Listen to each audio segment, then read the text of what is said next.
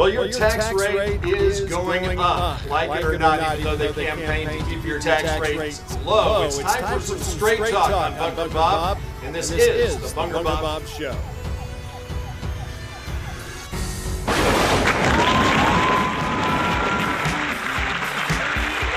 Well, good afternoon, a great Friday afternoon. It's great to have you with me today. I am thrilled today because with me I have the Doctor of Finance and the Iron Lady herself. That, of course, is Dr. Scott Turnbull and Adrienne Balkum. Scott and Adrienne, thank you guys for being with me again today. Okay. Thank you for having us. I have to do my disclaimer. That doctorate is awarded by Bob Steiner. That is exactly right. Just that, but it's still valid nonetheless. So I'm glad to have you guys here because today there's really a lot to talk about, right? So we've had over the last 2 weeks, we've had a board retreat.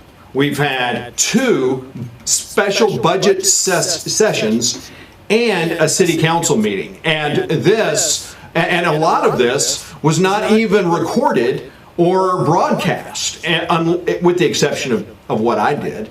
That's right, I went to one of the special budget meetings, the first one, and was able to record the entire thing, and then went to the second one, but I was late because I had my daughter started school, so that sometimes happens. But so you're able to see a lot of what's going on, and you're actually able to see why there's so much concern from conservatives like me, Adrienne, and Scott Turnbull, because we believe in fiscal responsibility, but more importantly, we believe in integrity of government. And what's happening behind closed doors is really not okay. I think what's important to highlight is that if you read today's Rockwall Hilarious Banner, and I realize most of you don't, I usually don't, but the doctor brought it in today, just in the studio right before we started, and he showed me what was in it, and I was interested because it highlights the tax hike that's there. And if you are interested, this is what you're going to see when you go to your Rockwall Hilarious Banner.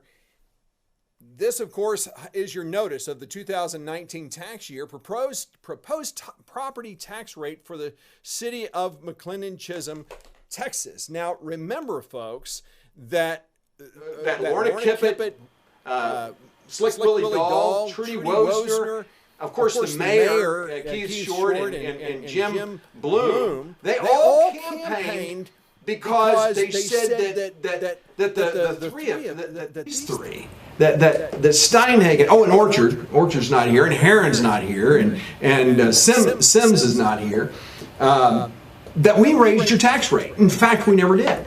We lowered your tax rate every year.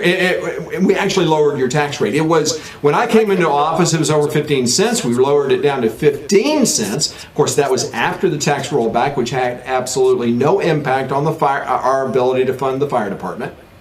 But they wanted Mark Kippett and Lorna Kippett at the last campaign, during the last campaign, were saying that Scott and Adrienne had raised the tax rate, which of course is a lie, but that's what they want you to believe. And so this is what you're going to see. These are the people who say, those people, they raised your tax rate, don't vote for them. And so just months after the election, here's what you're reading in the Rockwall Hilarious Banner.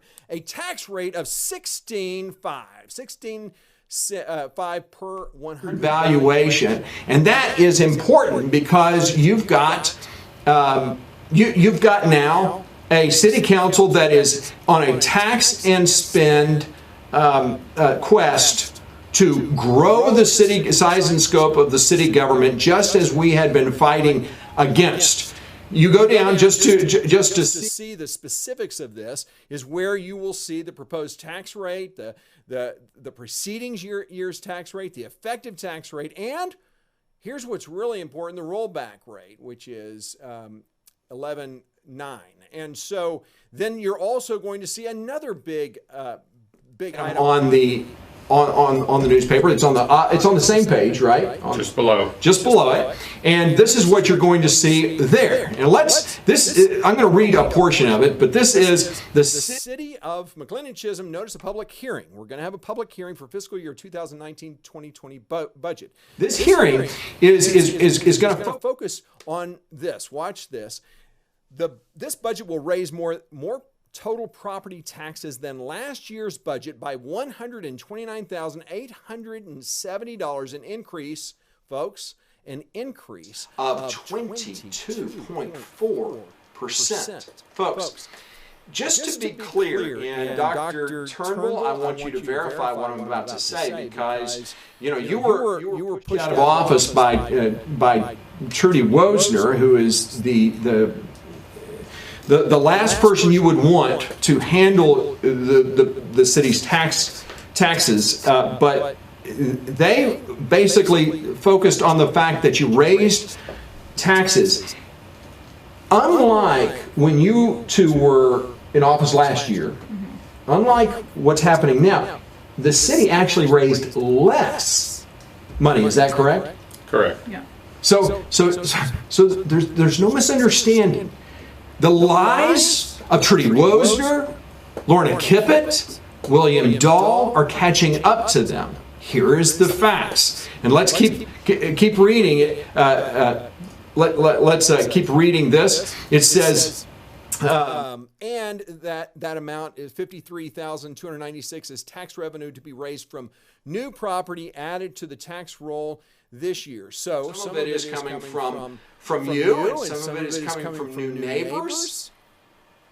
But regardless, they are raising your tax rate just as we predicted they would. And they are.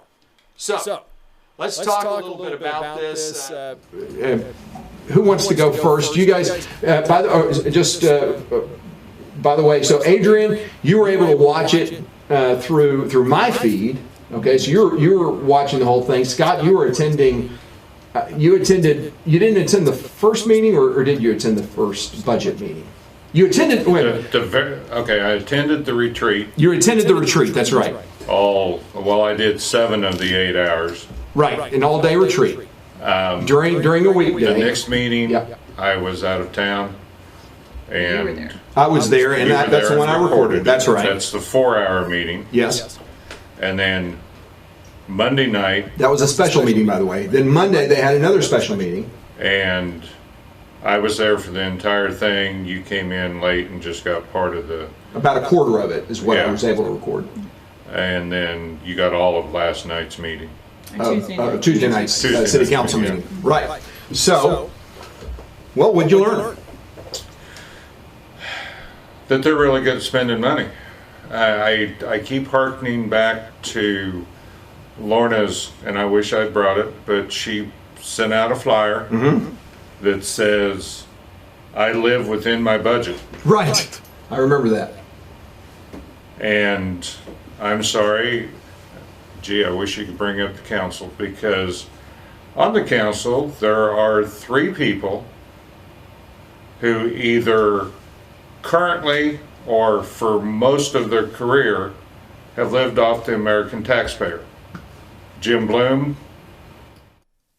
is employed in another city that has a much higher tax rate than we do. Short is in Royce City, which has a much higher tax rate than we do. They don't live where they have to pay those tax rates. Correct. Which really seems, I don't want to say crooked, but unethical to me. If you're going to take the money. Yeah, I disapprove of that. It's a fact of life, but I disapprove of it. Most people, if they have more expenses than what their current job produces income for, they either cut their expenses or they go out and get an additional job. But that's not what they're doing here. They're telling the taxpayers, go out and get an additional job so we can spend more of your money. Right. It is the same adult, unadulterated male excrement that justified the purchase of a $2.1 million city hall. Yes. $2.125 million. Sorry, I round up. Yeah, get it right. Which, from all intents, from the numbers they've shown, they no longer want to try to save money by prepaying the debt on that city hall. Well, and that's They're wanting to spend it on other things. And they're going to pull on heartstrings and say, we're doing this for the fire department, for public safety. Yes.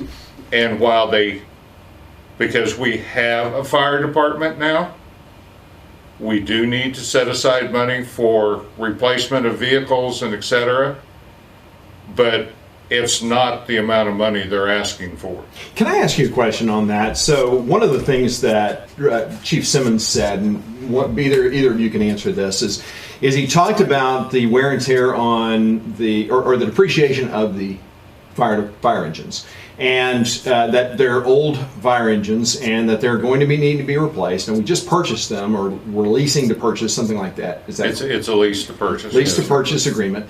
That was when we were kind of our hands were tied. The VFD decided they weren't going to service anymore, and so we had to go get a fire department. Thank you, Mark Kippett, by the way. That is Mr. Kippett is the one who helped negotiate with the fire department and ensure that they did not get an audit. And by the way, it still has not been audited. I digress. The cost of the fire engines, my question is very simple. If I have a vehicle that I use very rarely, and help me understand why it's not the same thing for a fire engine. If I don't use a car but very rarely, and we're in a city that has less than one emergency call a day, in a fire district that has less than one structure fire per year.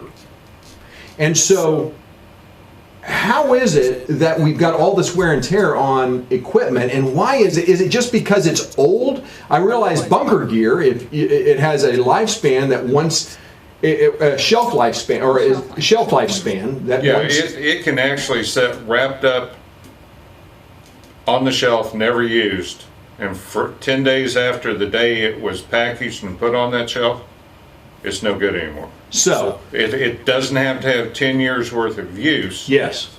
It's just, if it's got 10 years worth of life, it no longer meets code. So that's my question about the fire engines. Is that true for fire engines? Okay, no. No, I don't disagree with that. I can tell you from whenever we were doing our research with ESAC and all that, and I can tell you that most of these engines, they have to keep up with the maintenance and repair and all that, and some of them are actually rebuilt, and you can never tell that it's like an old model. And these are diesels. Yeah, they're all each one's a different type of vehicle. But are they diesel? I'm talking about the engines. The engine, yeah, I believe it is. Yeah. So anyway, the main thing that people need to understand is that it's maintaining these vehicles, and they do drive the vehicles, because they have training, they want to be familiar with the area and to know the streets and things of that nature. So they are driving the vehicles. But as far as like, hey, we need another engine like next year, no. I mean, there's no. Well, he's not proposing next year. No, I'm just saying. Talking right. Purchase, I believe, 2023. He wants to put. I'm sorry, I don't have the sheet in front of me. It's either bid in 2022, 2023, and purchase in 23, 24, or it's moved up a year.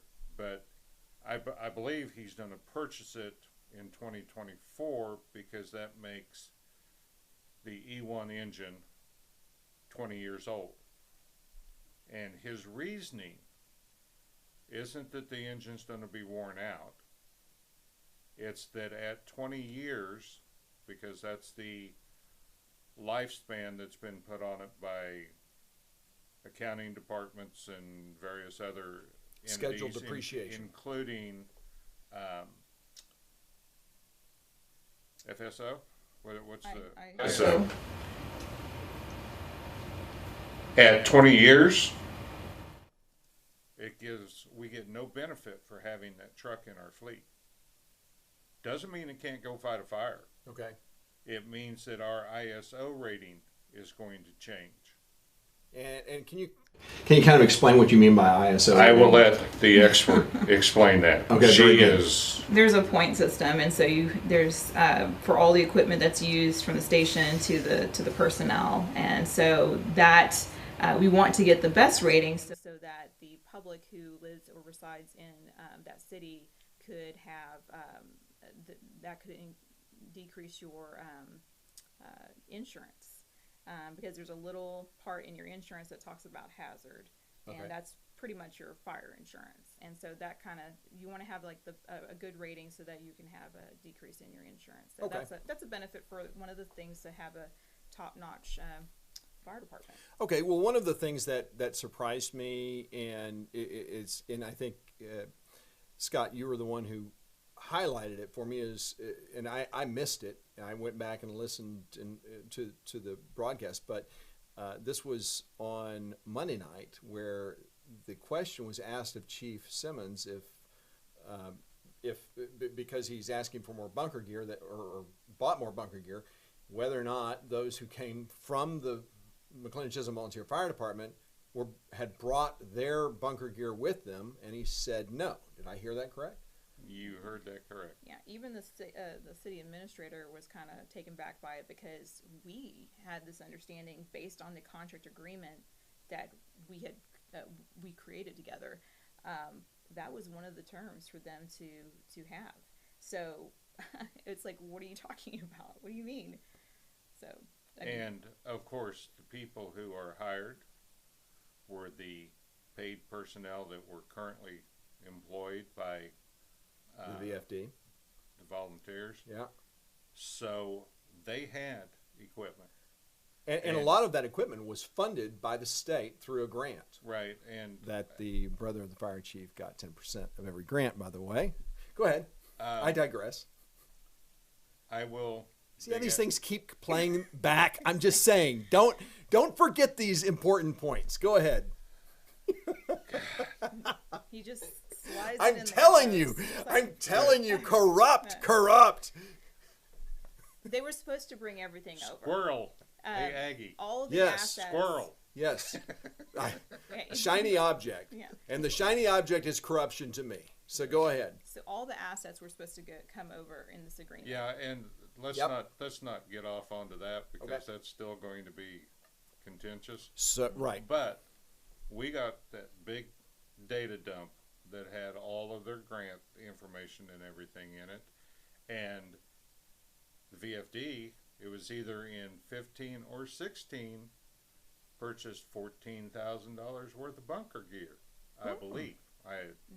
I will dig it out and find out exactly what they bought. So they can't say, and I know this we're supposed to have purchased. No, there's actually a copy of the check to. Well, I'm sure. To the. I'm sure we can probably supplier. link that PDF on there, because I've seen it as well. Because it was like. Have you guys checked eBay? I'm just curious. It's like, well, I'm sure that there's. Well, now. I'm just wondering. Seriously. You mean what's happened to what was supposed to come over? Yeah, well, that's a whole nother thing. Exactly. And we're going to get in trouble again. Here you go. Insinuating. Well, remember, I'm not insinuating. I am stating the bunker gear is supposed to be custom made to that. Yeah, you can't sell that on eBay unless you have exactly the same size person buying it. Unless you're unless you're a volunteer fire department that raises funds the right way, and that is through raising it as opposed to stealing it from the government by having your brother as the grant writer and get 10% of every grant. And then when I'm hearing that there's bunker gear missing. No. Well, where is it? Where is it? I mean, Chief Simmons doesn't seem to have any idea where it is. Hold on. No, he does. Oh, he does? He does, because he has created and provided an inventory of everything. Okay, so now, what happened to the bunker gear that was supposed is to move next to impossible to dig through. It is not well put together. You mean But- the one that was supposed to be provided in November? I don't remember exactly when Before it the was. election, yes. Mhm. But it was out of this file, out of that file, out of this system. It's. I have a simple question for you. I'm asking you a simple question. Do you know where that bunker gear came? I do not, but here's the thing. And why did he say no? They didn't bring it over with him. Here's the thing. That contract is not final until September 30th. So MCVFD still exists. MCVFD can still have assets. Although, according to the contract, they're not supposed to. It's supposed to have been brought over. How does that work? Because of the way the contract was written. Okay, I get it, but again, so what you're saying is, so they haven't moved their bank account over. To my knowledge, they haven't, no. Okay. Yeah, the bank account was supposed to I be brought haven't over seen in anything January. in the financials showing that they've received any type of monies. And the amount was 50,000, right? It was around 50. Nobody knew. No, there was a statement. They were they never allowed an audit. There was a statement There's a that came reason for over that. to us at the beginning of the year, and we saw it via email, and it said something about the amount was around $50-something thousand that was currently in their bank accounts. So we presumed that it was going to be processed over. Yes, they were not supposed to be spending any of that money, but whether it was or wasn't, that's hard to tell. Right. They had some parties, I know that. Using it for their bunker or for their volunteers. Because the new gear was just for the 6 people. Actually, they bought 15 sets, and the chief had one that's 16. So Which that's chief? that's for 8 Well, people. there was also supposed to be 2 sets, Right, sets per that's- person. Right. And they bought a total of 16 sets. The chief bought his earlier, his first set. So that's 8 people. I guess we're. Yeah, I realize you have to buy 2 sets because you've got, if you have one fire and a you're car accident, and there's chemicals. and there's chemicals and they're hot and sweaty and So stuff you have like to change that. into another Got gear. to change into dry gear and stuff like that in a city that has had that averages less than 1 fire per year. That you don't have to have the EMS support the EMS because the EMS has better response rates. And how many? But Robert, Yeah. Robert, now remember, they could have 2 fires back to back because they respond to mutual aid. Yeah, and outside in the unincorporated So, area. Yeah. so there is the possibility. Hey, anything's possible. Don't get me wrong. Anything's possible. And the chief even said in that meeting, the necessity for having 2 sets of gears or gear they're over exceeding. They're being proactive because it's not law yet. They know it's coming. Don't know. Well, at least he didn't say when it was going to be effective. That they have to have 2 sets of gear. Do you know that's okay? So that's not even a law. no, not yet. It's just best practice. Well, it's the National Fire State Fire Marshal. NFPA Okay. or whatever it is. Okay. Well, I think we're getting off a little bit. Just to go back to the what could be supporting this increase, and if you're using the excuse for the fire department needs and all that, I am calling that. I think that's ridiculous. But because, that's not all that the increase is for. well, I'm just saying if they're going to pull the heartstrings, as I am not They're going to believe it politicians. because Of course they're going to pull the heartstrings. I was, Damn, I'm channeling Bob Bunker. Bunker Bob. That's right. Facts are irrelevant. Look, it's just ridiculous. I think that when you say something like, I'm quoting words here, I don't want to put the city in peril because we didn't set a high enough whatever the tax rate. A high enough tax rate. That was Trudy Wozner, wasn't it? it was either her or Kippett. I can't. I know. But the point is that, you know, I want it to be completely clear. And when you're watching this mess of meetings, you know, when you're having these council meetings, this is before the budget workshops. They were announcing, like, you know, and city administrator, are you going to be able to supply this information so that we can be prepared for these meetings, you know, so that we know what's in these financial, you know, budgets and things of that nature. And you know, of course, city administrator, of course, you know, I always do, you know. And so sure enough, and she always did. And you know, and it's not that hard to pick up the phone, contact your city, you know, city administrator, or even with the city accountant, to ask questions about what you're seeing in these documents. And then you have these budget workshops, which, by the way, they had scheduled too. And what was shocking to me, is that they were so unprepared. What? They were unprepared. That's not true. It is. It is absolutely true. Adrienne. The things, it's like, here's Trudy Wassner. I mean, the woman is carrying books and papers and all that, and you know, all this stuff. Yeah. Now you're just being catty. Now you're just being catty. Are you trying to tell me?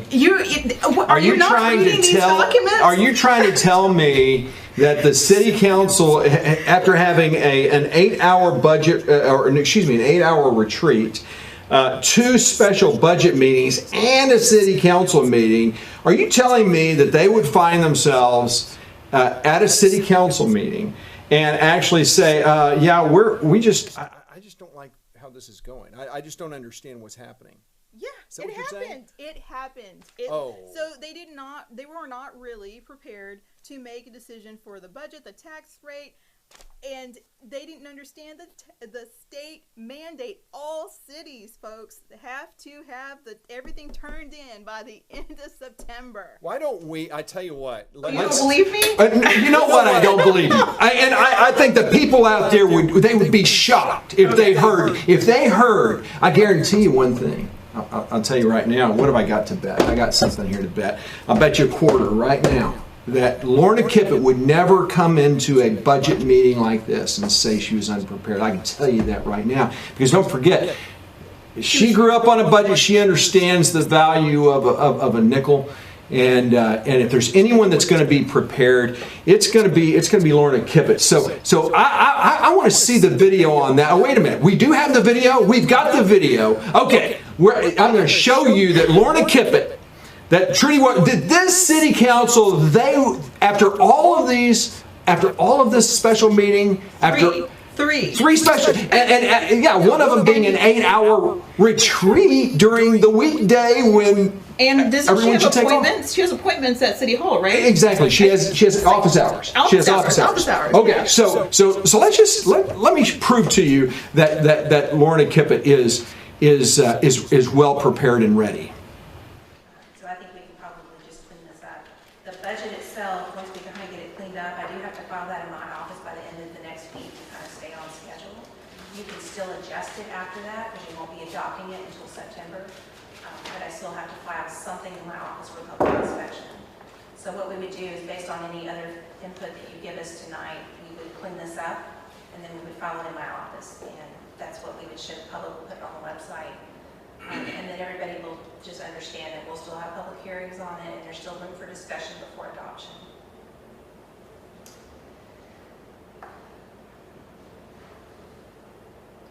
Question?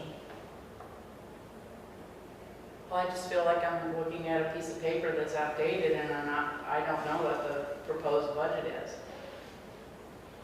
because we have made changes. And I feel ill-prepared to make a tax rate without dated information. I think you only took out about 18,000.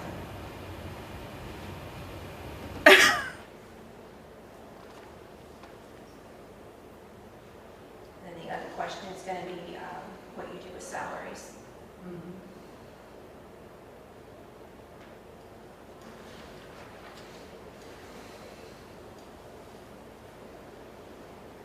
So what do we need to do?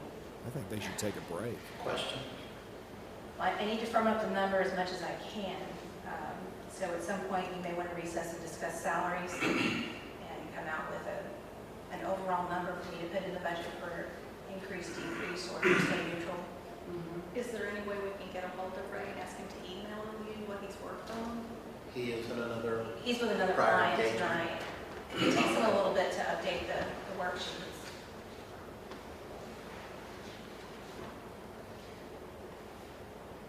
Well, what if we go over what we added so we all can be comfortable with what we added to the budget?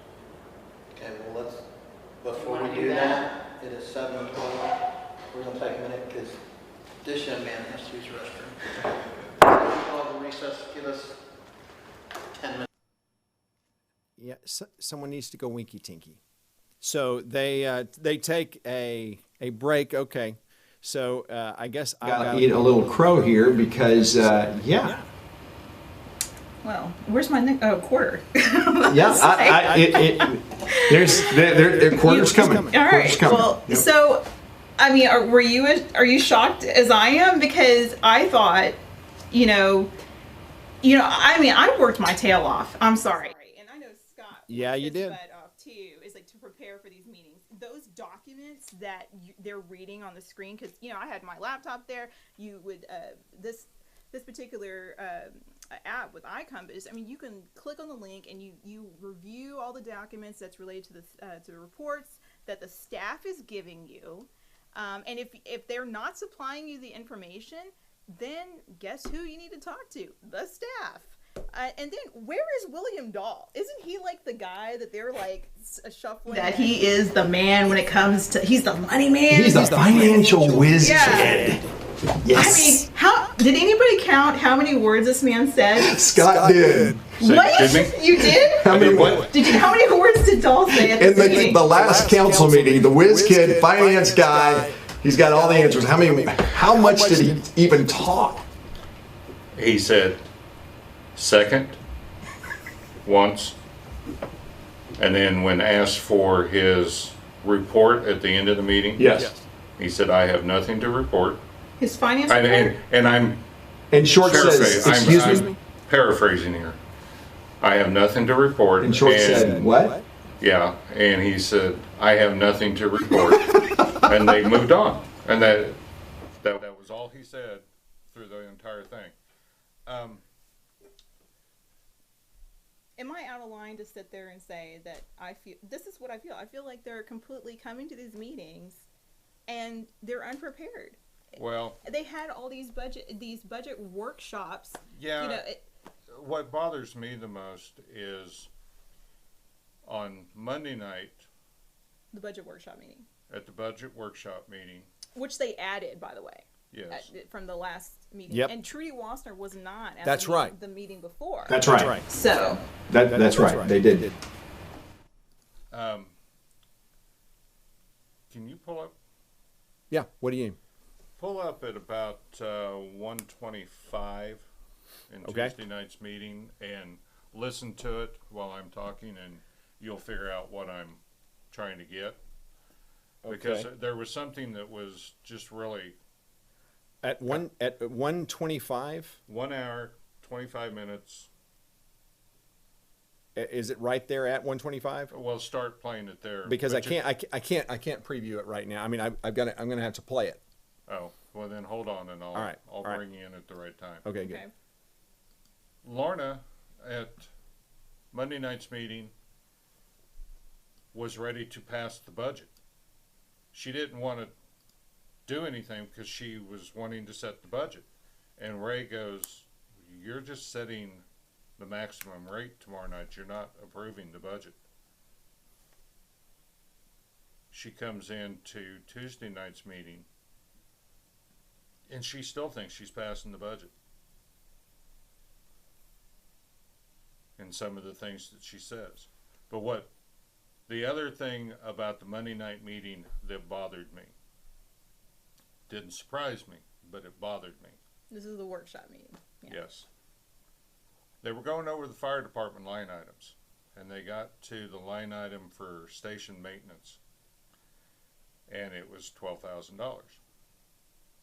Now, Chief Simmons is there.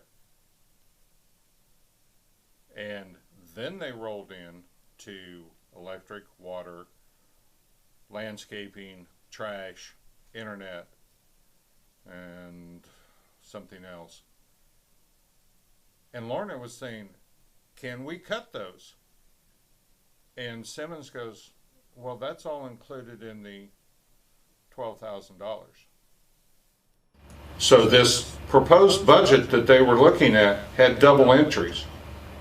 Are you kidding? And he didn't catch it before they went in there. He knew what he had put together in that $12,000. He knew that he had included water, electric, and all this other stuff. And he didn't come in and immediately say, Ray, this number's wrong. All of those numbers, subcategories, are included in my number up here, so we got to change one or the other. And again, it just shows that he is not familiar with operating with budgets. So and his cost overruns on his budgets kind of prove that too. And yes, Chief, I know I'm denigrating your ability as an administrator. I'm sorry. And by the way, I'm going to take this opportunity. I misspoke. Yes, that's right. Chief Simmons was not terminated from the City of Fate. That's correct. He left on his own accord. He did. That's correct. My mistake was in the fact that they told him he had to choose between doing his outside work, off-duty work, and being an employee of the City of Fate. And it was my understanding that he kind of challenged that, and that was his ability to be the fire marshal. Fire marshal, consultant, teaching at the fire academy, all this. Right. Anyway, I was mistaken. It was my understanding that he had said, no, you can't do that to me, and they said, hit the road. He opted to do that, and he told me I didn't need to do this, but I'm not going to be responsible for somebody thinking somebody else was ever terminated from a job because I was wrong. So I have now cleared that up, but I stand by the fact that Chief Simmons is not good with budgets. He doesn't seem to understand how to present them to where people know what's included in the document. Okay, so that was one of the things I wanted to ask you about, because during the council meeting they held an executive session. They also held an executive session on both of the special meetings that they had before, and I'm guessing I don't know if they had one. I don't think they had one during the quote-unquote retreat, but for the two special meetings they had executive sessions. And it is my belief, I'm speculating, but this is where when they leave the meeting confused about the budget and then they come back and now everything's crystal clear, they're clearly not, in my opinion, they're clearly not talking about the things that they said that they're talking about in the executive session. So all that to say, during executive session, you went to Simmons' office and the two of you had a conversation. Can you give us any insight? Were you talking about budgets? Were you talking about any of the things that you're talking about now? Or was it just shooting the bull? No, that's when he told me that he had heard what I had said and that I was wrong, and we discussed it. And it's also when I said I stand by my claim that you don't know Excel, and he admitted to that. And I promised him an Excel for Dummies book for Christmas. Well, no, he did say. Hey, well, in front of me, you guys were kind of jauntering back and forth a little bit, and he said, "Well, I have learned Excel. I do know Excel." He is better. Yeah.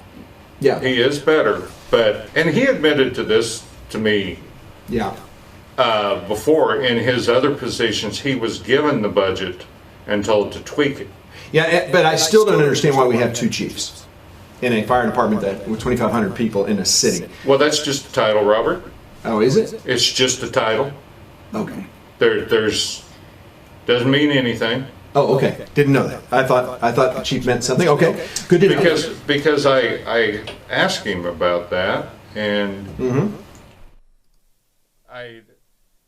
there's this thing that's been floating around about him doing code enforcement because he's a peace officer and it can save the city money by doing it that way. In fact, there was even one discussion about having all of the firemen help out with code enforcement, the paid firemen.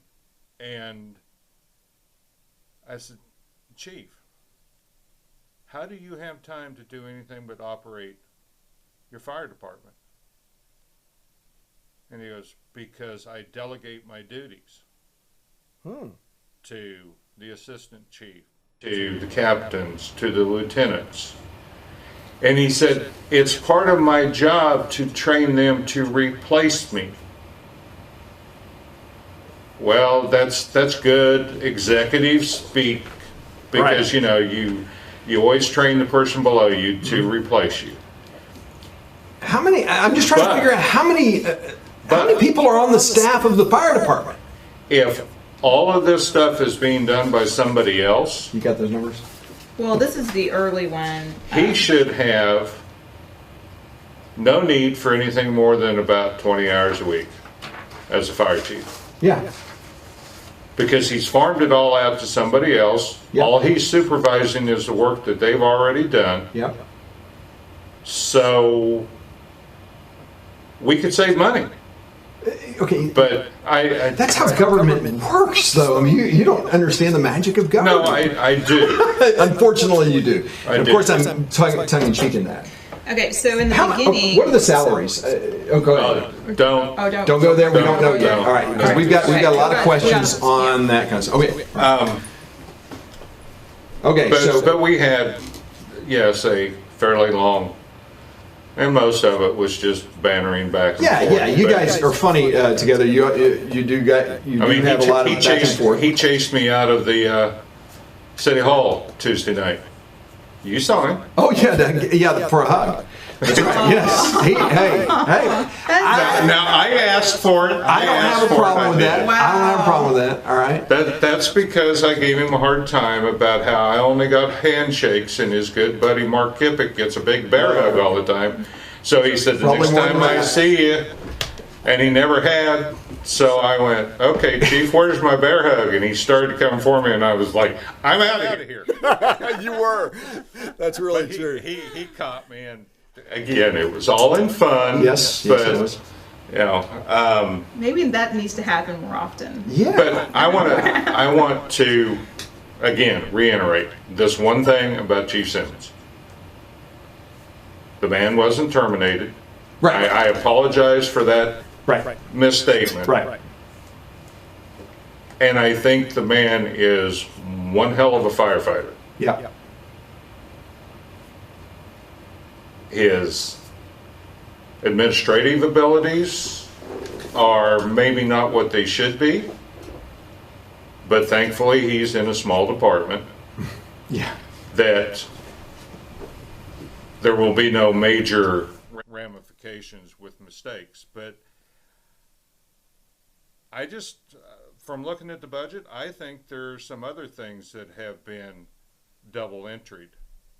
Like what? From the fire department or the... From the fire department, and I'm not going to do his work for him. Okay, all right.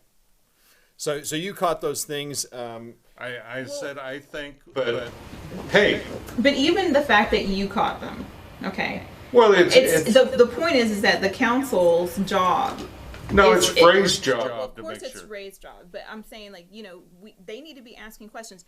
This is the staff, whether it's a contractor or anybody that's employed. They need to be familiar with these types of things. I mean, and we ask Lorna questions. I give Lorna credit for saying, "Can we cut any of these things?" Right. But you're talking about something that totaled up to less than $10,000. Right. Well, she was concerned about the salaries, right? Huh? We're avoiding the elephant in the room about salaries. Well, heaven forbid. She was all concerned about the stamp postage expense. and Oh, that's right. why it was so high and could it be down, and was it possibly because of the survey? Well, they said it was this. One of the things was the survey. So obviously, the evil survey. It's ridiculous to even say that, because there's going to be times where a city has to send out letters. Well, even if they did, even if the Okay. city planner were, I just want to say this: if the city planner were to do a custom survey for the city, Yep. okay, I don't care what it's about, and there has to be some sort of document that goes out to all the citizens. Right. And oh no, it may not be all of the citizens. why wouldn't it be? It can be a focus group. Okay, well, Yeah, I think this that is there's one of the things that they were saying back when they came in and were talking about how they could do all these things for us. But what you're missing out here is that'll never show up on the postage or the printing bill. That will show up in the city planner's bill. Now, is there something? Because the city planner will do all of that and bill us. So it's not to be broke out on the budget. It'll be under the city planner. Now, is there something you wanted to see to show on the video? Is it the same video? It's the same video, but I need to back this up just a little bit. It's the council meeting. Yeah. Tuesday city council meeting, not a special meeting. Right. And it's at 1:25 is where it's starting. Is that where you wanted to play it? That's close enough. Okay, so You got it ready? yeah, Okay. here we go. What is it? And again, the information that we have at this point, there's still some answers, questions to be answered. Yeah, because that rate we can't lower the rate once we can lower the rate once we set it, but we can't set the rate and then increase it. That's why we're looking at that number. If you want a little breakdown, so 14 cents would be for maintenance and operations, and then you've got 2 cents, almost 2.5 for debt.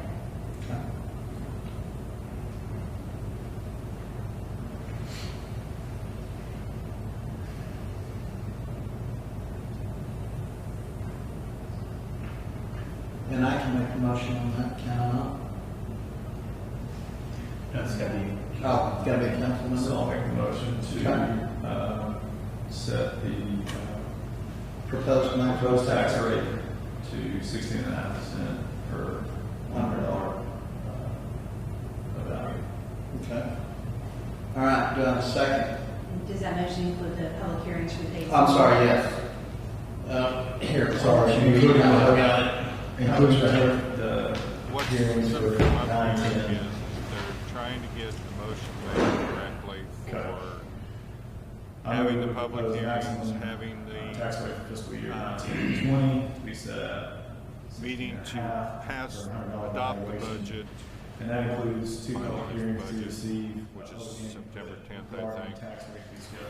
But when he gets done with the second, I want you to keep playing it because you'll hear Okay, the second. mayor go.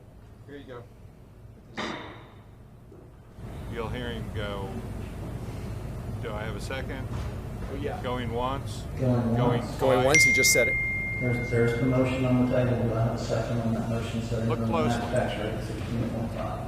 Do either one of those I'll second the motion appear for the tax prepared rate. to make a second on the budget? Now open for discussion. Is there any discussion? Okay, I seconded it because I wanted to make sure we had time to And I discuss it. believe Just let it die. I seconded Didn't it let the to motion die. allow So she for could discuss it. I think I'm concerned because we don't have an accurate budget worksheet in front of us that we can actually look at, nor can we determine exactly what amount would be going to the reserve fund that we're just about ready to establish. But I also don't want to put the city in peril because we didn't set a high enough maximum tax rate. I guess that's my concern about the whole thing. Yes, ma'am. We will be able to revisit the budget, correct? Absolutely. Over the next couple of meetings in the public hearings, yes, we will be able to look at that. And when we look at that, that does mean that is just the maximum number. That doesn't mean that is our final number. That number can come down. Because we can't go higher. Once we set the max number, we cannot raise it. Yeah. But we can lower. We won't be voting on the budget till September 24th. Right. So we can still talk So about we it have all the way till roughly, what's today, the 13th? Month A month and 10 days? Roughly 6 weeks, that's right. We could do more workshops and stuff. If we need to. Yeah, because I really want to iron out the whole reserve component aspect, since this is the first time that we're doing it. We're basically changing the way that we do things, and I just want to understand exactly what the impact is, and I want to make sure that we adequately fund the fire department and we set our city up for success in the future. And I think this 16.5 is a good start, and can always go down. And yeah, I think just to reiterate what Warner stated, this is just a starting point. We have to have something to work from. Again, based on the information that we have to this point from Ray. Again, looking at the future needs of our community, I think that's a good starting point. It's conservative. Yeah, I mean, I believe so. Based on the numbers that Ray shared with us, I think it's still fairly conservative, but it also allows us to begin to plan for some reserves, which we don't have right now. We need to fund for equipment or capital equipment. I think my concern is just like getting there and not being able to fund just because we didn't go high enough. Right. You know, it's like 20 wheels are right there on the cliff and I just can't get up there, so we just didn't get there. We didn't raise it enough. So at least we've got a cushion. Absolutely. Yeah, I hope. Oh, yeah, Trudy Wozer. Yeah, we're worried that we're not going to go high enough. That we are we've got all these plans, and I think it's a good idea to go back to what the paper and what it said, because to talk about do we have enough in here, because if the paper says what you saying, no, we don't have enough.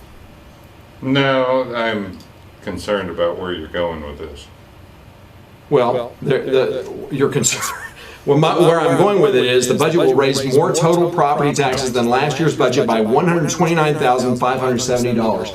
So we're going to have $130,000 more in this next budget than we did the previous year. My question is, why would that not be enough? Because, well, their claim is that housing starts are dropping, which is true. They're not what they were 2 years ago. So we allowed for that this year, and that's part of the reason why a portion of the budget looks like we're really failing, but in reality, we're close to being on budget. At least the reports that I've seen. Well, and that's what Ray said, that once you get to September, you're probably going to be right where we said we were yes. going to. Mm-hmm. So, you predict one place and it happens someplace else, or you realize that when you set the budget that if your housing starts don't happen because you hired somebody who will work on a flat rate for doing the inspections, if a house doesn't start, you don't have to pay him. So about 50% of your expense is gone as well. So if you expected $100,000 And out of that 100,000, 50,000 was supposed to go to the inspector, and that's not the right numbers by any means. The house doesn't start, you don't paint. So bottom revenue and expense are both lowered. Yes. That's the big thing. Right. Now, the thing that concerns me is they really, well, I'm going to go back to what you said about the executive session. They went into executive session to discuss that big long line of basically anything to do with city employees. Employees and salaries, yes. Right. They came out and they say, no action taken. Correct. And then the mayor says, I'm proposing, was it 7 or 7.5? 7%. 7% raise. But only for the employees, not. No, but that's not what he said. He comes out and I'm saying a 7% raise. There is no discussion between the members of council. The person asking the question is city administrator, who was not in the meeting because she's Salary, part of she's it. an employee, correct, yes. She's saying, does that apply to everybody? And he's going, oh, well, no, I'm going to say leave the firemen out. Right. No other discussion. Right. And they pass it unanimously. Correct. Now, do you really believe that when they came out that the discussion wasn't finalized inside? Right. That they are going to say 7 or 7.5, whatever it was. Mm-hmm. Now, did they take a vote in the room? No. But they had deliberated yes. on the issue and had made a decision. Yeah. No, Yeah. But I mean that's true with the, and by the way, the person who raised who made the motion to raise your tax rate, that of course is the appointed council member Nathan Hodges. So I'm sure that we're going to have people stand up and say, well, why is the appointed member of the city council raising our taxes? Don't you think? I don't think they're going to. They're going to. I mean, they're all hypocrites. So you won't hear that. Yeah, of course not, because it doesn't matter.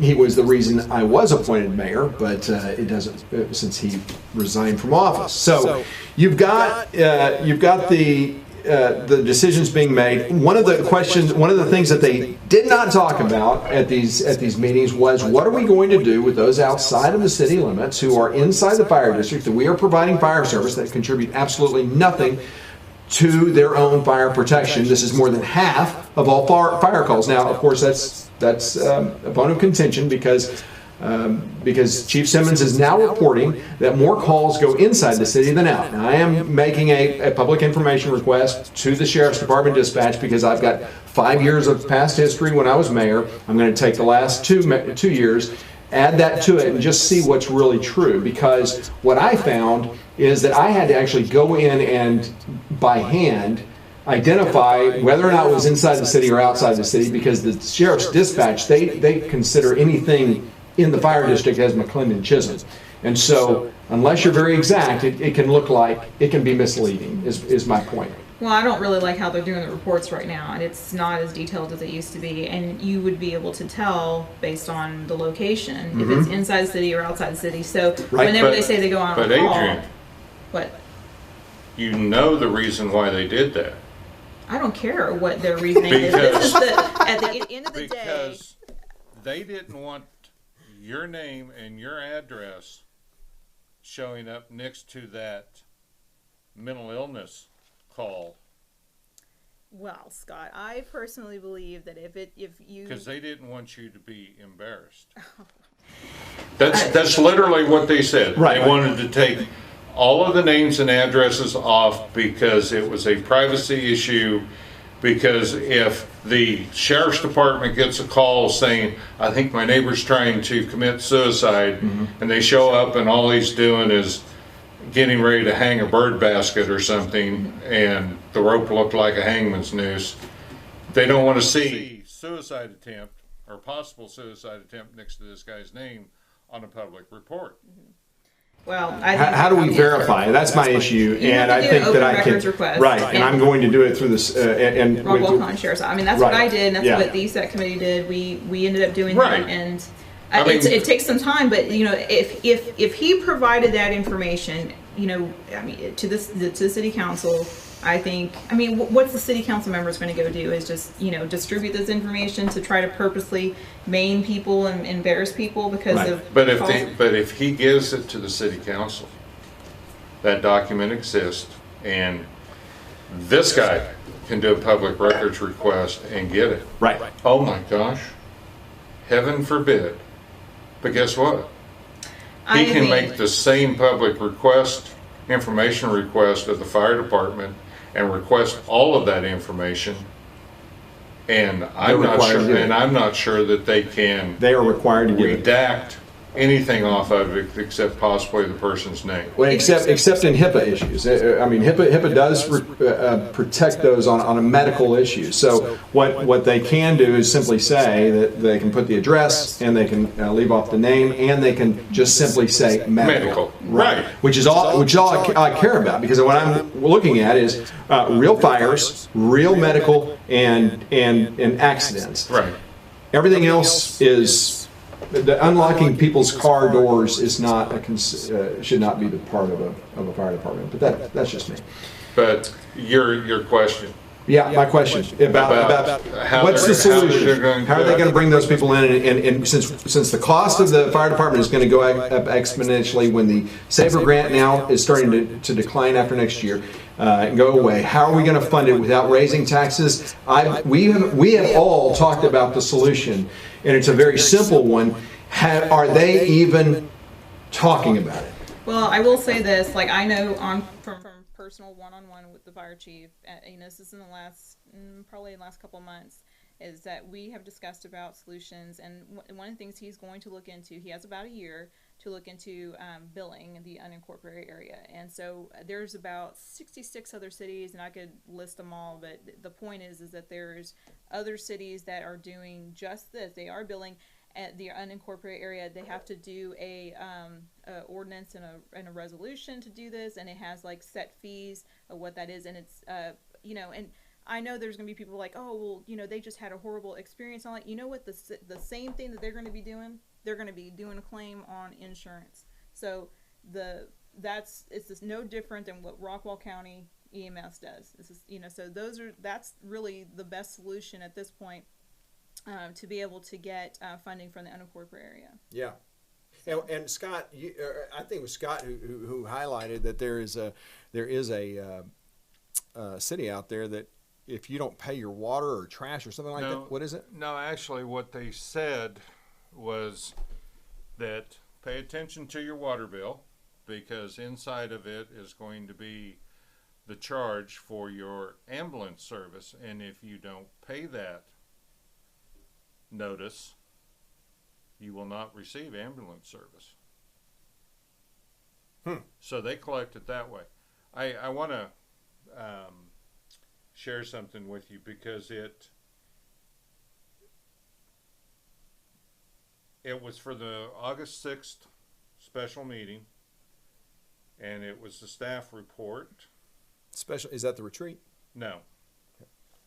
It's the next meeting, the one that I didn't attend. Oh, okay. But the first budget in meeting. the Go ahead. staff report, there was a mention of things that were highlighted as important to the council.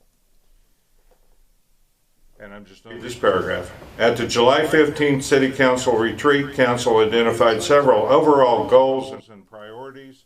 These goals included, number one, creating and maintaining a strong public safety organization that includes fire protection, prevention, and code enforcement. That was the number one priority. Wow. Number two, developing a strong sense of community with more seasonal and special events, social media present, website enhancement, and encouraging residents in the unincorporated areas of the city's ETJ to feel a sense of belonging to the city. That was their second priority. And by the way, Wow. special events, social media presence, and website enhancements. Told you. Didn't you do all that and get it shut down by the mayor? Yep. Yeah.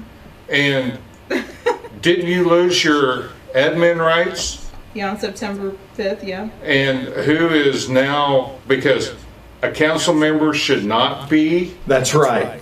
administrating the website? Yeah, and yeah. Who is working with the city administrator to clean up the website?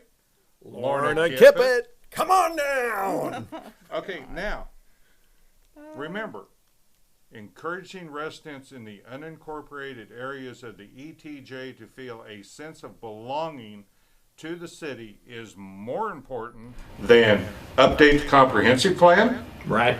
and define and attract the right kind of economic development for the city. Wow.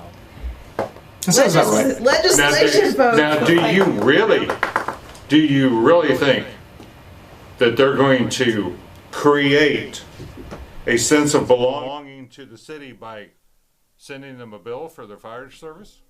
Well, should they? Yes. Because that will make them feel like they're part of the city. They'll be paying just like the rest of us do. Exactly. But do you think they're going to do that? No. No. And the reason is very simple. It's the reason that these people are in office, because these are the people who funded their campaigns. And I know what you're going to say. Wait a minute, it's not on their finance reports. Right, it's not on their finance reports. It's why Gary Moody. What is his fine now for their PAC? I haven't looked at it lately. I assume it's going to be over $3,000 by now. But this is the PAC that put out lies, misinformation, and I can guarantee it was funded by those people in the unincorporated area, including the former fire chief Robert Jones and his brother. They had a lot of money to spend since he's getting 10% of every grant awarded to the city. And don't forget, they had a parade out. They had a parade with our vehicles. That's right, in High Point Lake Estates. Yeah. Yes, that's right. The council members were there. The mayor was there. Yes, our mayor, our city council was in High Point Lake Estates. That's not part of our city for a parade. Yes, that's your tax dollars. That's the people who are representing you. That's great. But now? Oh, what? What did I get wrong? Didn't he have a parade in McLean and Chisholm? Well, of course. No, we didn't have one. What? Did we miss one? I might have missed it. I probably missed Was there one? There had to. Oh, No. and you guys. All right, where's a quarter? Let me get a quarter. I bet you he had one. I was out of town a couple of days That's this when it summer, was. so it must have happened while I was out of town. I was out of town too, and that's that's where it was. It had to be. All right. Well. Okay. Well, let's move on to some other topics, or let's just move on to other. Have we beat that horse? Have we beat that horse to death?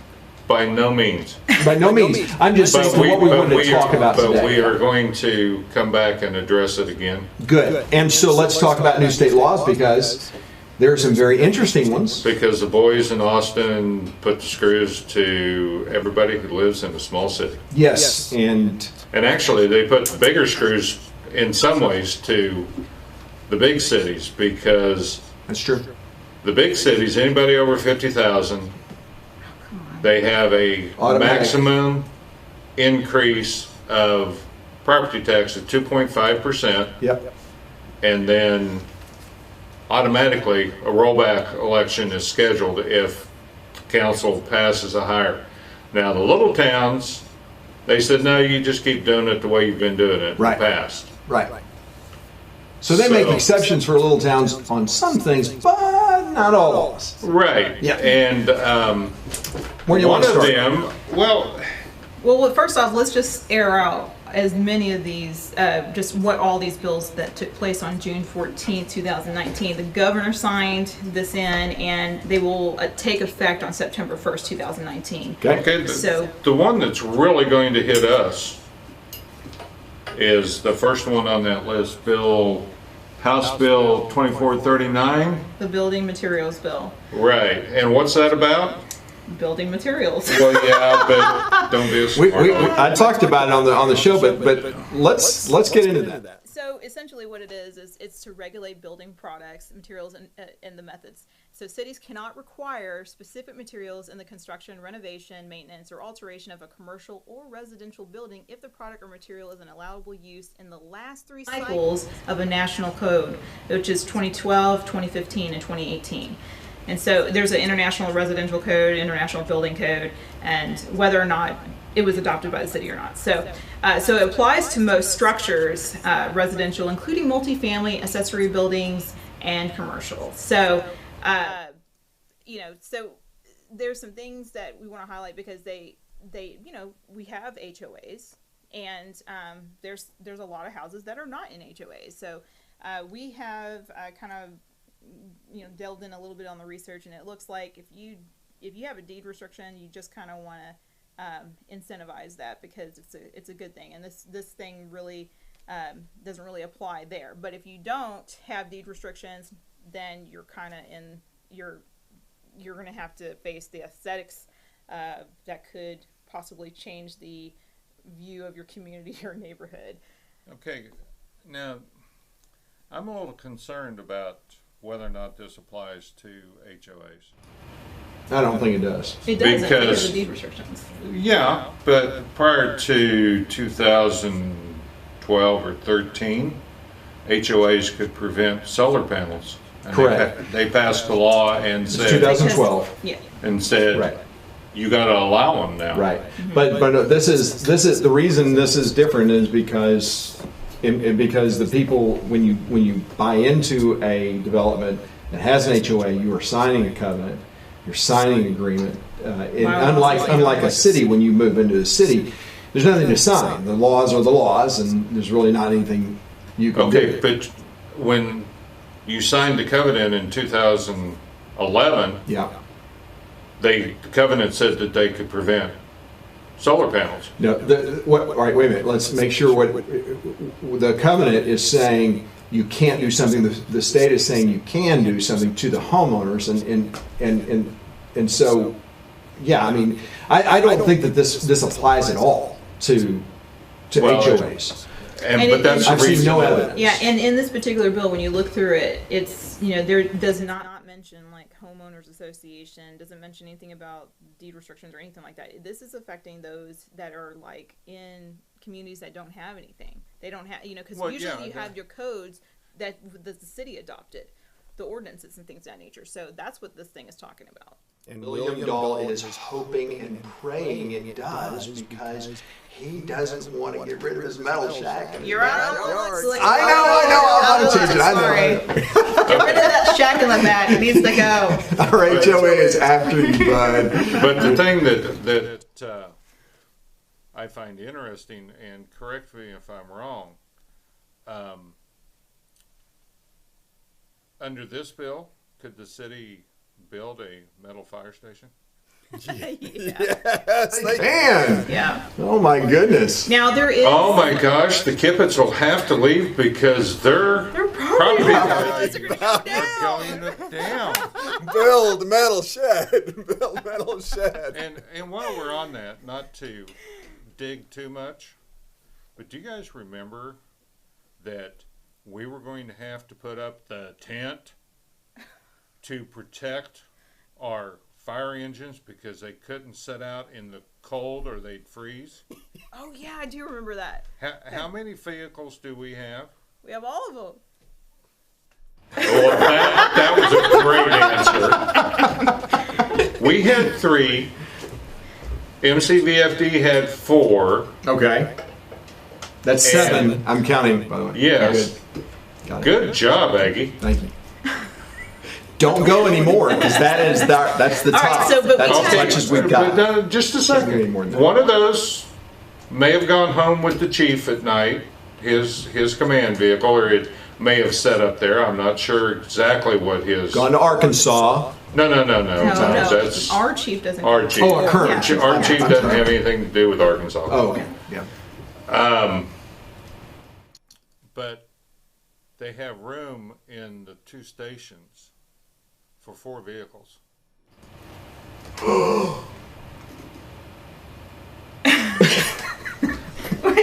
going to freeze. They're going to That leaves 3. Let's say the chief took the command vehicle home. That still leaves 2. Yeah, but where is he parking it? He's parking it inside. Well, his The garage. doesn't carry water, so it doesn't matter. Oh, okay. Oh, okay. Well, this is. All right, But go ahead. so actually, his doesn't count. But it had the rescue squad, that's which 6. has a pump on it and a tank, and another tanker or an engine. So either the 95 Pierce Arrow was setting outside to put an engine inside, but that still leaves one that's set outside. And how is that possible? Because it was going to destroy our equipment. I wish I had the video of Chief Jones saying, "We're just not going to put our fire trucks outside where they can freeze. No, sir. Not going to do it. Not going to do it. Not going to do it." All right. Like, anyway. That's my Chief Jones impression. Not going to do it. Not going to do it. No, sir. Okay, so they're still in. They didn't freeze. The vehicles are fine. No kidding. Yeah. So what did we learn from this? So relieved. Fear tactics. Well, at least the fear. They didn't work on me. Did they work on you? No, because if you do even a little bit of research and say what happens when you're in, say, Anchorage, Alaska?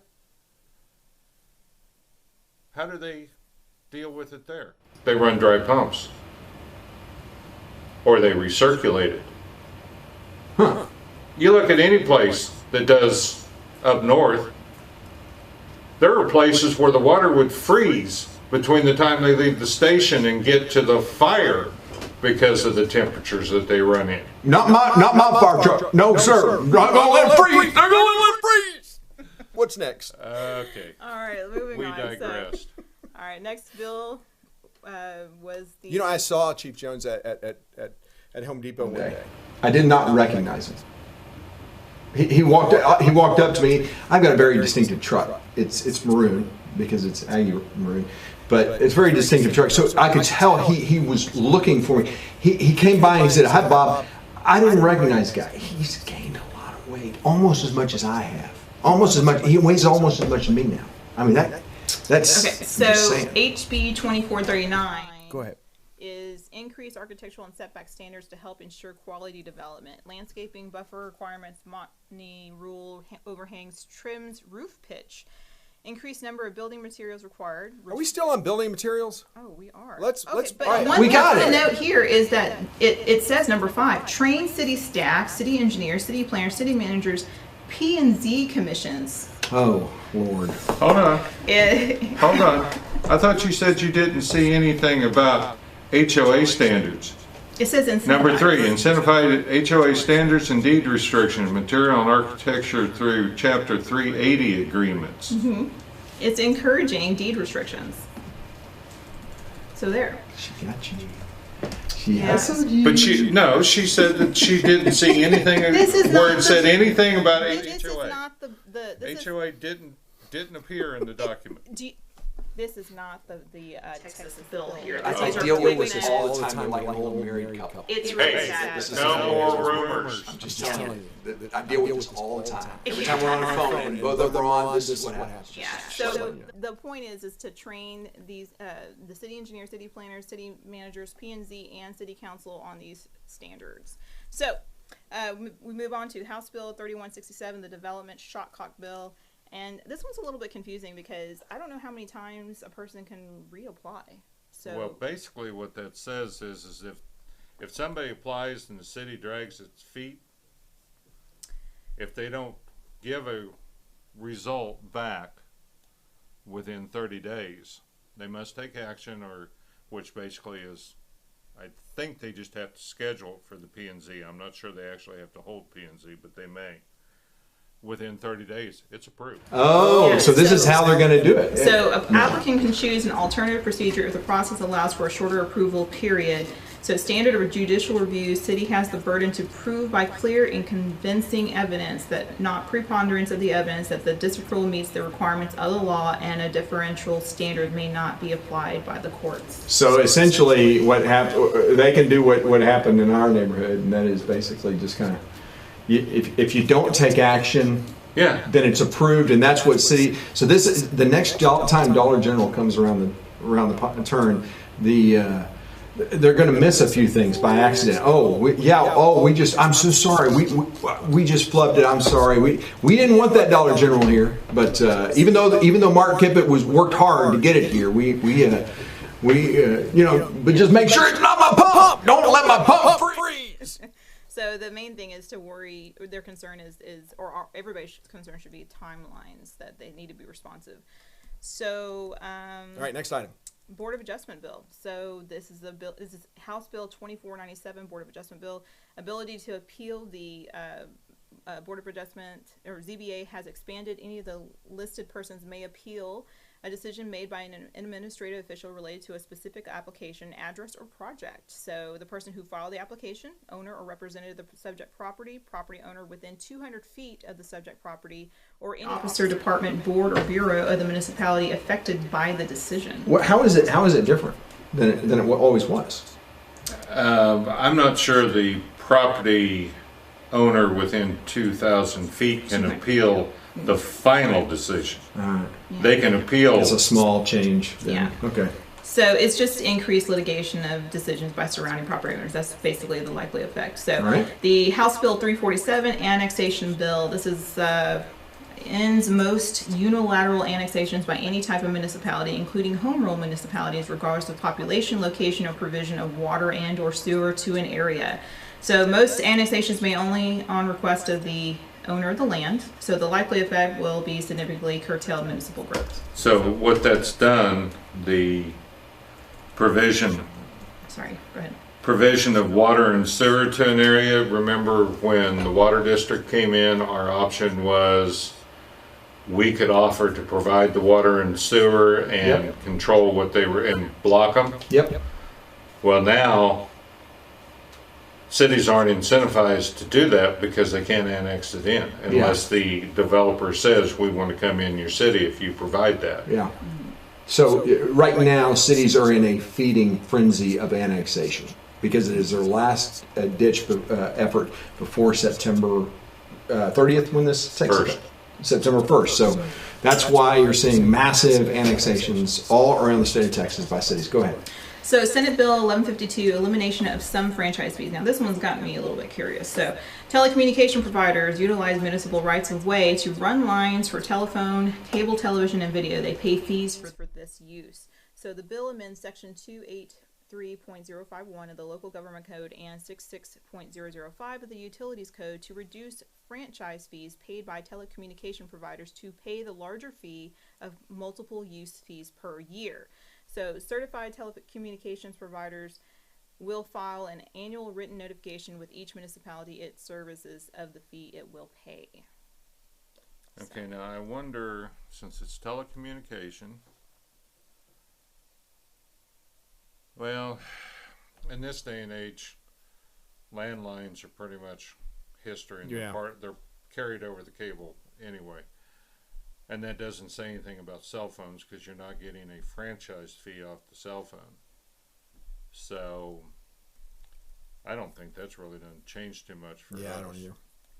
So next one is the House Bill 2840, public right to speak on agenda items. Now, me and Scott have a little bit of disagreement. Bob and you disagree with me. Okay, that's right. Really? Yeah, just a little bit. How do I disagree? So this one is I'm dying to hear this. just to get to the heart of it is that when you have a council meeting, they have an agenda, and before that, you would just be able to speak at the comments, citizen comments. Usually, that takes place at the beginning of the meeting. But wait a minute. Before every city has had a right to choose to allow citizen comments or not. So the fact that a city allows citizen comments is at the discretion of the council. But go ahead. Okay. So this one is really about, like, if there's any item that's on the agenda, a person can be able to speak, but there's an or. Okay, I'm going to read it so that you can hear it for yourself. So it says the governmental body must allow the public the right to speak on all items on the agenda, either at the beginning of the meeting or during the meeting when the agenda item is being considered. So basically us and Scott, we're having a little bit of a disagreement what that means. So we think that, not only will we be able to speak during citizen comments, but if there's an item that's on the agenda, then we should be able to receive input from those in the audience if they happen to want to discuss or share or maybe ask questions in regard to an item that's being deliberated. So okay, so that's how you interpret it, that the citizen gets to decide when they're going to speak, whether they want to speak before or whether they want to hear the deliberation by the council and get up and take part. I think they can be able to raise their hand, or at least to me, it would be civil. Is like, hey, raise your hand, and then that person should be acknowledged, or could be acknowledged to ask that question, or maybe add some input. Okay, I agree with that. Yes, shocking, but does that language say they have to do it that way? No. See, that's where Bob and I were in disagreement. We weren't in disagreement. Yeah, you said that you didn't think it was the citizens' choice, that Right. it's the council's choice. Right. And it says a government body shall allow each member of the public who desires to address the body regarding an item on the agenda for open meeting of the body to address the body regarding an item at the meeting before or during the body's consideration of an item. Wow. So I think that, because it says shall. Yeah, I see it. Well, and the government body shall allow each member of the public who desires to address the body regarding an item. So I think I don't know. I think it's at the discretion of the council. It's one of those tricky things that'll have to get played out. You'd have to be a lawyer to. Yeah. But the way Mark Kippett, we can ask Mark Kippett. He knows the way that it's worded. He knows the law. He knows everything. I think that they're going to say, we get to tell you when you can speak. And that's disturbing to me, because there's often times that when you're sitting there and they're deliberating something, you want to ask questions to get clarification, that you want to put in your 2 cents worth, and you had to know what you were going to say before they ever got to it. That's so true. That's so true. And what I found fascinating as well is, and you'll see this on these special meetings, there were times where, you had things to say. You would raise your hand, and sometimes they'd let you speak, sometimes they wouldn't.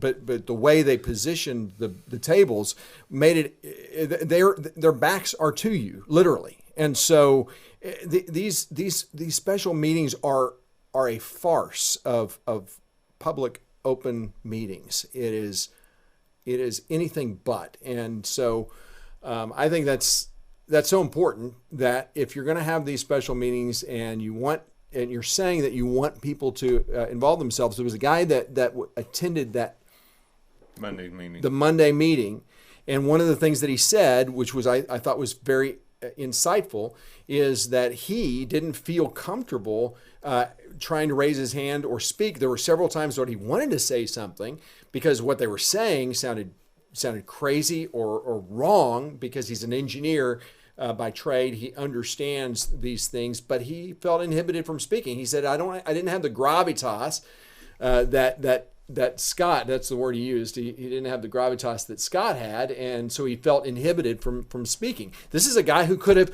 helped the conversation, but the city council made every effort to ensure, to make it clear to the public, to those who were attending, like you, Scott, that they did not care to hear what you had to say. Well, now I got to say, I was surprised when I stuck my hand up and Mayor Pro Tem Bloom was running the meeting because the mayor was absent. And he's an appointed mayor pro tem, just so you know. Go ahead. So was I. I was surprised when he said, do you have a question? I didn't think, I honestly thought that he probably would just look by and ignore me. So I got to give him credit for allowing me to step in there. Well, and where he was seated, he could see you. He was looking right at you. So he could, and you were right in his, and here's to add to your point. Right. Later on, the mayor arrived late to that meeting. Yes. And he wasn't at the first meeting at all. Right. Right. But this meeting, he came in late. I raised my hand to speak again, and Bloom had to get the mayor's attention and tell him I was wanting to ask the question because the mayor's back was to me. Right. He would have never have seen me. Right. And that's on purpose. That was on purpose. So, yeah. Yes. The arrangement of tables, the use of the mics and non-use of the mics and the non-use of the camera and everything else was intentional. Yep. Absolutely. But that's over.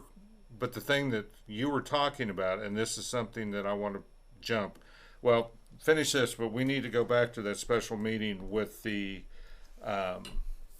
consultant that they're talking about hiring. Oh, okay. Okay, so the Senate Bill 944, the TOMA Personal Devices Bill.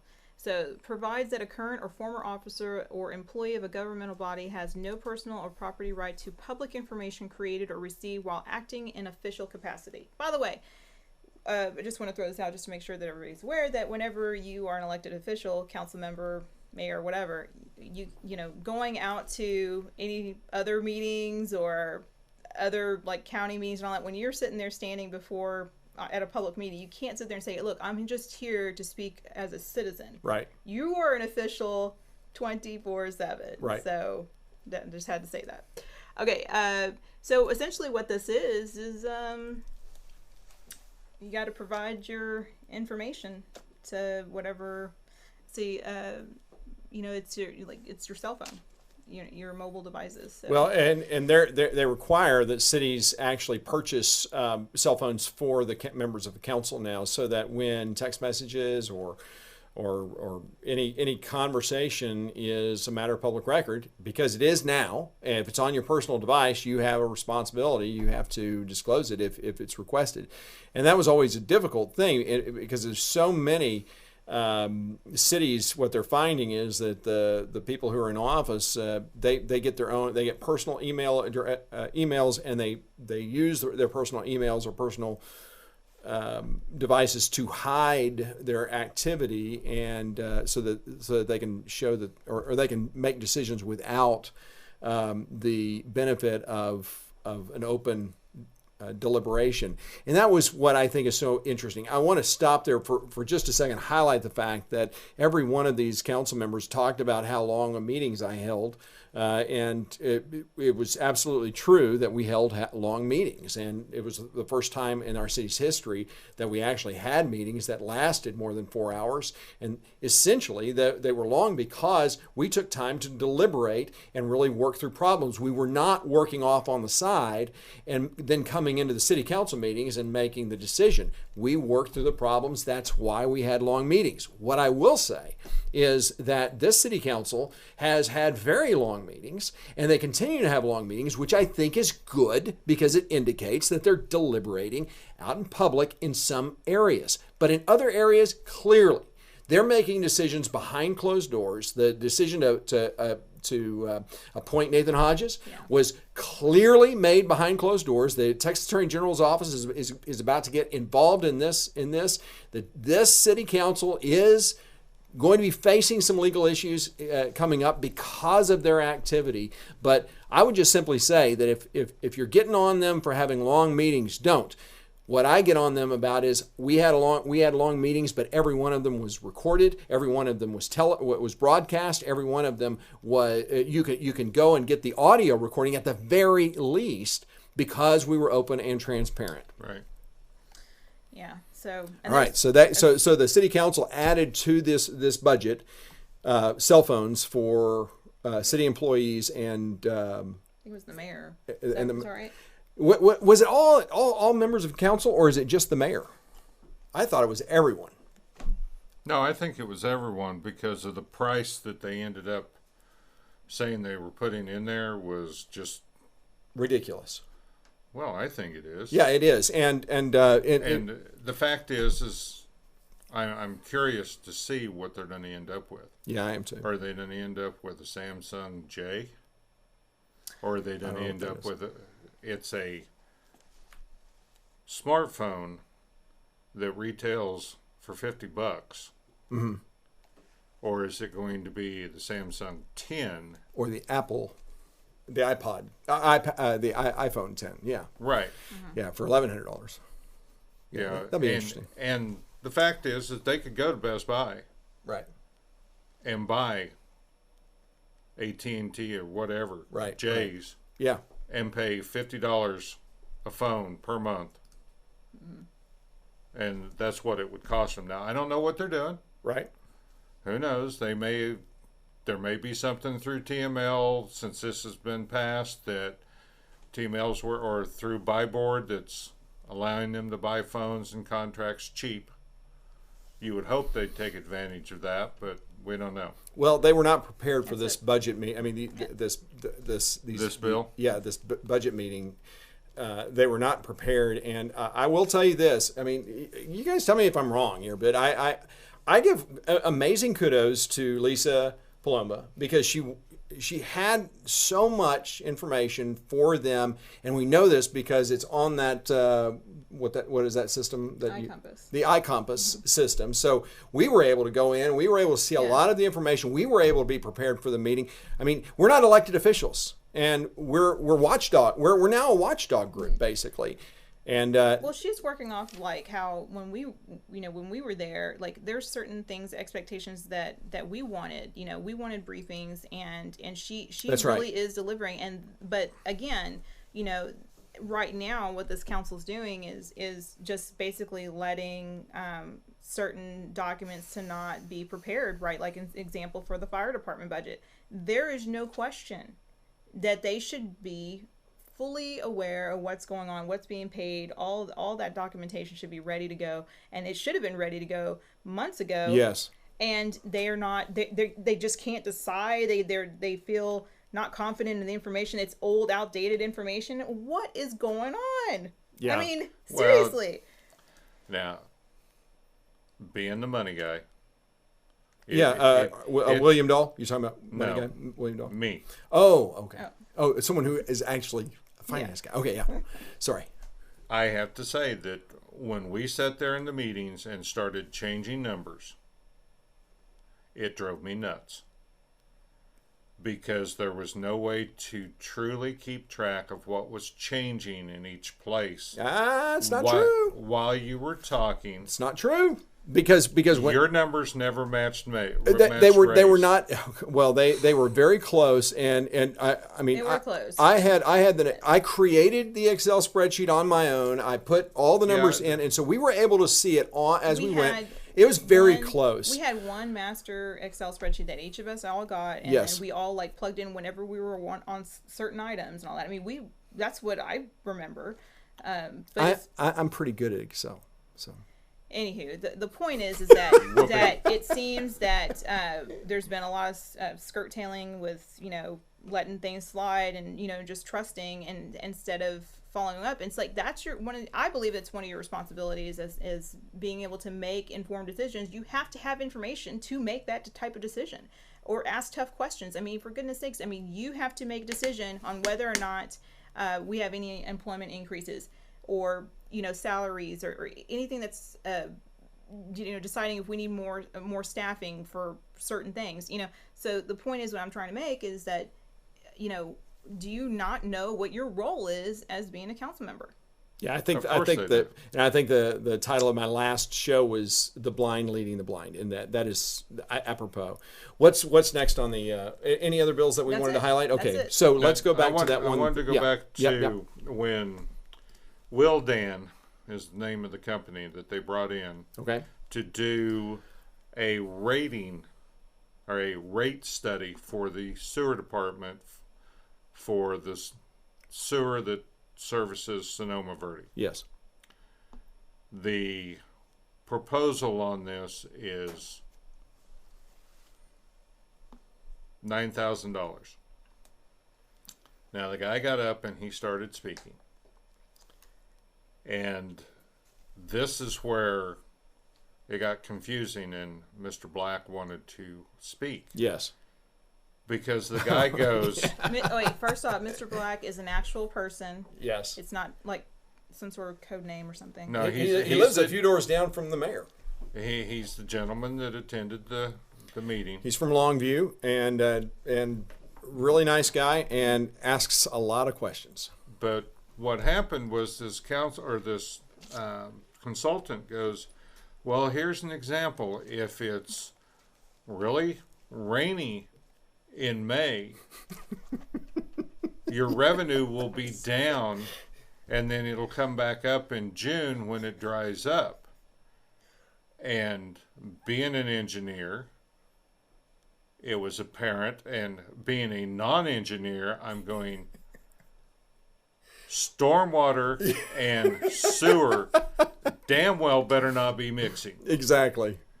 Because if we're paying to pump fresh rainwater over to have it treated, that's nuts. Right. Well, we're not.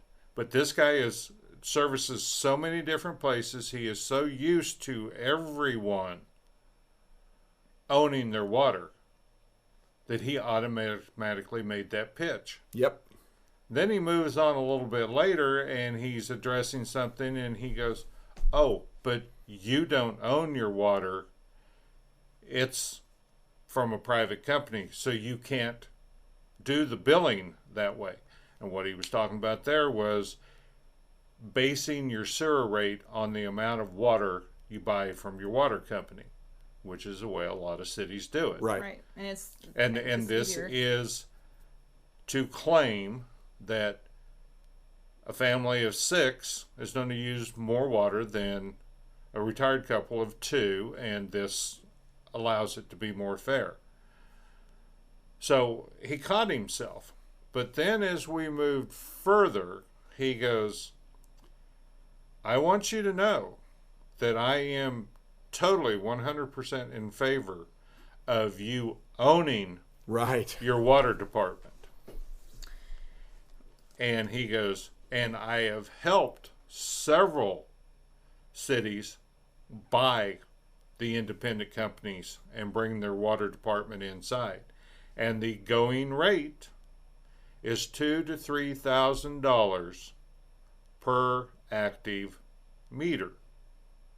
So that'd be roughly around $3.5 million is what he said. Which is about the number that I had back in 2016, because I asked that question about, well, how come, what's going to cost to own our own water, have Right. city water, and to even just to kind of be quick about it is that to even do that, first off, we don't even have that type of money. We don't have that type of money in Sure you do. No, we don't. Sure you do. No, we don't. That's only $1 million more than what City Hall costs just to issue another bond. And that is There what you I was go. leading to, is that's what would happen to be able to have our own city water. We would have to get a bond to do that. And the other part to this is, first off, we're talking about a private company, and there is no guarantee that that company or organization would even consider it without getting something in return. Like they want to get It's not a for-profit company. It's a not-for-profit. You're talking about RCH? Yeah, RCH. Yeah, If they're they are even not-for-profit. willing to even sell their equipment, any of that stuff. So Yeah. so we're having a couple of what if scenarios, and plus the cost factor. Even if they did say yes, we still would have to worry about a bond. And right now, I'm not for that, because it will cause us to have to increase Texas? our tax rate would have to increase dramatically. Well, let's see. If we need 2.5% to pay the annual bill on a 2.1, if you go up to 3 or 3.1, that's another penny and a half. It's a cup of coffee, Adrienne. Come on. Good It's Lord. just money. So It's not even their money. It's your money. that's right. It'd be nothing. It's not real money. You'd have the 2.4 cents for the city hall, and you would have 3.5%, 4% or 4 cents on top of that for your $3 million plus bond Yep. for the water. Oh my gosh, isn't that a deal? Well, And the other thing is, and I don't know, this is just something that came up. RCH owns water everywhere, outside the city, the whole bit. So are we going to buy the entire company I think you'd have to. you would have and to. and It's- service all of these people? Because if that's true, Yes. 1,000 taps is nowhere near right for the city or for RCH. Yeah, I don't know. I saw that in a case study where it talked about. So we're going to get into the water business and service everybody around. And oh, by the way, High Point Lakes or High Point Water services part of the city. So we got to buy 2 companies. Oh, right. That's right. Yeah, because you're right. It's not just one company. So RCH does Sonoma Verde. Yes, for sure. Yeah, and that's That's right. because That's right. High Point gave up their rights for that because they couldn't lay the pipe. Okay. And the guy that we were talking about the other night on Klutz Road, Yep. High Point couldn't service him, so it went to RCH, and then RCH charged him for laying the pipe. I don't know how much of the area is actually being serviced by High Point. I know the City Hall was supposed to be on theirs, and it wasn't. So, anyway, Well, we're getting long in the tooth, aren't we? I would definitely say so, and but this has been very good because we've really gotten a lot of great information, about what's happening with the budget. There are going to be two Public hearings. two public hearings. That's right. That where you, the people of McLennan Chisholm can come out and speak your mind. You should be asking questions. Why do you have 2 fire chiefs? Why are we paying firemen overtime? Why? I mean, there's a lot more questions, and so Scott, I'm gonna hope that you can bring more questions. Adrienne, you as well, that people can be asking at these public hearings, and that you can be informed when you go to a public hearing, and you can know what it is that is going on, so you don't, so that you're not overwhelmed by all of the things that are going on. Okay, before you play us out, I'm playing us out. What you got, real quick? okay, answer this question for yourself. Would you rather pay down your existing debt or pay interest on that existing debt and put money in a savings account that earns less interest than what you're paying on your debt? And that is what is being proposed right now with this tax increase. They are not including any of this of our surplus or anything to go toward paying off the debt early. That is something that Scott Turnbull But what they're doing, Robert, Yep. they're building reserve funds. Reserve. That's right. That's right. That's what, this is the new way of doing it. We're not going to pay off our old debts. We're going to put money in a bank account so we can spend it for future. And we're going to pay all that extra interest,